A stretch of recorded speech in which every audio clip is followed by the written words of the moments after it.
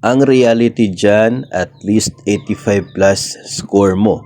Pero di pa sure yan kapag nakasabay ka ng anak ng langit.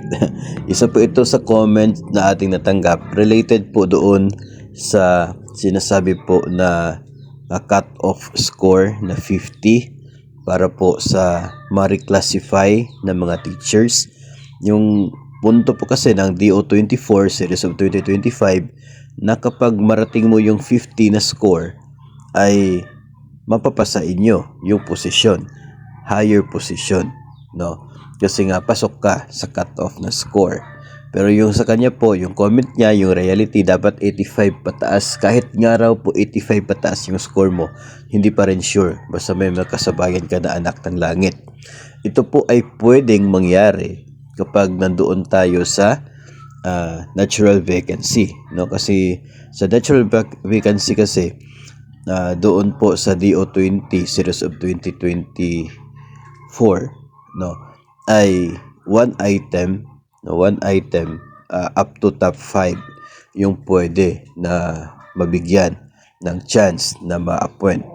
Dito po kasi sa reclassification, wala pong isang item na siya pong pag-aagawan ninyo, no, na mga applicants para makuha po.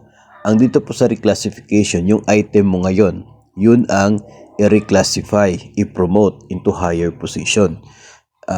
Kung teacher 1, yung item mo, pwedeng maging teacher 4, no?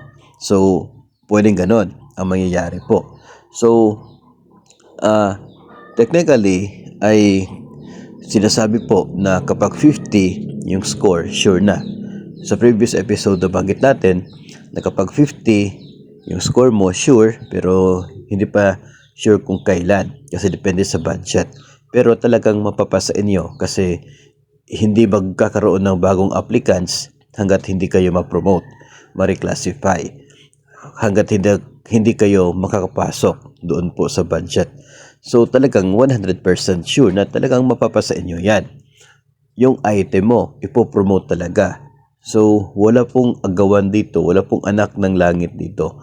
Pantay-pantay po. No, yung score naman po ninyo ay nakadepende sa inyo pong qualifications, sa mga documents po ninyo, at sa pinapakita po ninyo sa inyo pong classroom demonstration, no, sa inyo pong interview, at sa inyo pong annotations ng mga non-classroom observables. So, nasa inyo po talaga yung factor sa pag-abot ng score po ninyo. So, tandaan, 50 lang talaga yung limit dito, cut off, para pwede po kayong ma-reclassify. And ang mahalaga po dyan, maabot po talaga yung 50. Kasi kung hindi man ma-reclassify ngayon, dahil kulang yung budget, hindi kayang ma-accommodate, the following year, magdadagdag na naman ng budget, pwede makapasok ka na doon, ma-reclassify na yung position mo. No? Tandaan, hindi maglalabas o hindi po magtatanggap ng bagong applicants for reclassification hanggat hindi po ma-promote lahat ng mga umabot ng 50 ang score. Now, for more information po tungkol dito, pwede nyo po i-download at basahin ang DepEd Order number 24 Series of 2025.